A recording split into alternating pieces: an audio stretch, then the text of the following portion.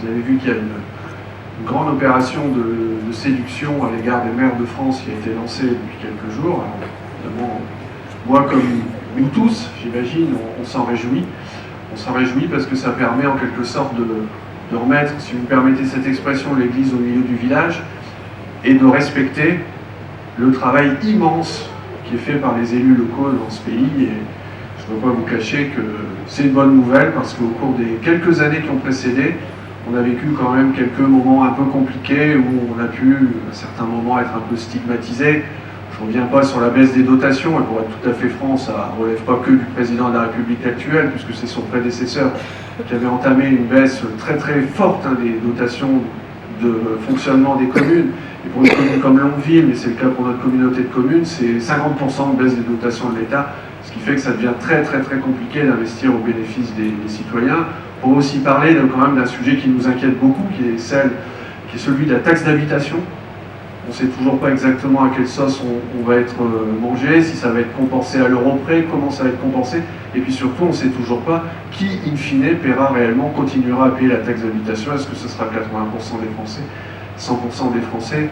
Donc tous ces sujets nous ont beaucoup inquiétés. Donc qui est ce débat aujourd'hui? Si ça permet de répondre à un certain nombre de questions qui inquiètent les élus et qui inquiètent les citoyens, ça sera une bonne chose. Si ça permet aussi au passage de revenir sur une mesure qui avait été quand même très incomprise par beaucoup de Français et par beaucoup d'automobilistes, c'est le passage à 80 km/h sur les routes départementales, ça sera également une bonne chose. Donc on espère que ce débat se passera ici à Longueville et ailleurs dans toutes les communes qui souhaiteront l'organiser de la meilleure des façons. Et en tout cas c'est une bonne chose parce que ça permet de montrer l'essentiel, et l'essentiel c'est de montrer que les élus locaux ça sert à quelque chose. Et je voudrais prendre deux exemples qui concernent notre territoire. Le premier exemple, Philippe en a dit un mot, c'est l'électrification de la ligne SNCF. Alors, je parle sous le contrôle des usagers, je vois Annick qui est là, je vois la nouvelle présidente, je ne sais pas si on peut dire la nouvelle présidente, mais en tout cas si, présidente, donc l'ancienne et la nouvelle présidente des usagers de cette ligne. Vous savez que c'est un combat qui est même plus que trentenaire, puisque c'est un combat cinquantenaire. Début des années 60, on annonçait l'électrification pour les années qui viennent.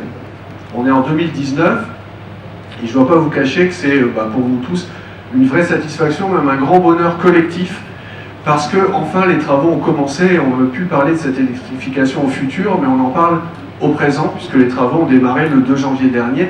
Et on est d'autant plus heureux que ça intervient après quand même quelques petites crises et quelques moments où on a été très inquiet. On a été très inquiet, vous vous en souvenez, en 2016, puisqu'en 2016, l'État s'est retourné vers les collectivités, vers la région, vers le département, en disant il manque 40 millions d'euros.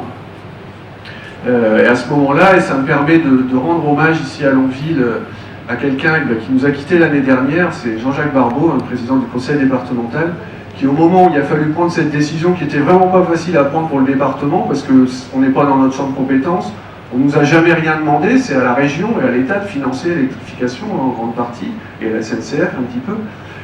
Jean-Jacques Barbeau n'a pas hésité un instant au nom du département à apporter les 5 millions d'euros qui ont permis de boucler ce financement de 40 millions d'euros qui manquait, Valérie Pécresse ayant apporté au titre du conseil régional, Île-de-France Mobilité très exactement, les 35 millions restants. Et puis on a eu deuxième alerte, c'était au printemps dernier.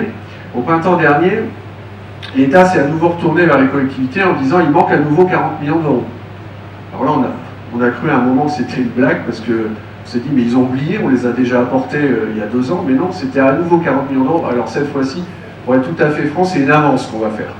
Donc l'État est censé rembourser la région et le département qui a à nouveau mis la main à la poche dans 2-3 ans.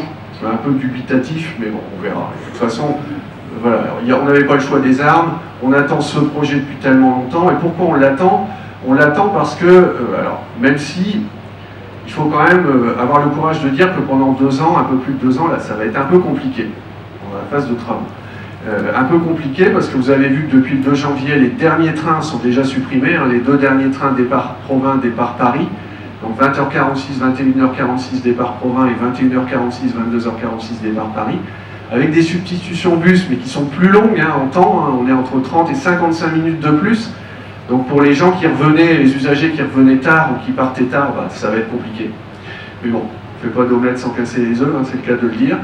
Deuxième sujet, pour ceux qui travaillent en région parisienne et qui sont usagers du train, préparez vos grandes vacances, au moment où vous allez poser vos congés, parce qu'il va y avoir une période compliquée de fermeture complète de la ligne entre Nangy, Longueville, Provins, du 15 juillet au 23 août, avec substitution bus depuis les gares de Longueville et de Provins vers la gare de Nangy. Et la gare de Nangy sera en travaux à ce moment-là. Donc ça tombe pas vraiment bien, nous on a essayé d'anticiper, ça a été le cas à Longueville puisque les travaux sont terminés, ce qui est une très bonne chose. À Provins, les travaux du Parvis et du Pôle-Gare seront également terminés. À Nangy, on sera en pleine période de travaux, donc bon, voilà, ça ne va pas faciliter les choses, mais c'est comme ça. Et puis ensuite, il y aura des week-ends, 2 week-ends en 2019, ce week-end du 14 juillet et du 15 août, où là, il y aura une fermeture complète de la ligne entre Gretz et Nogent. On parle bien là d'électrification entre Gretz et Nogent, via Nangy, Longueville, Provins. La partie suivante, aujourd'hui, le financement est absolument pas sanctuarisé. Donc il faut l'avoir présent en tête. Ça risque, si le deuxième tronçon n'est pas réalisé, d'avoir des conséquences, j'y reviendrai dans un instant, sur le fonctionnement de notre partie, notamment en termes de stationnement.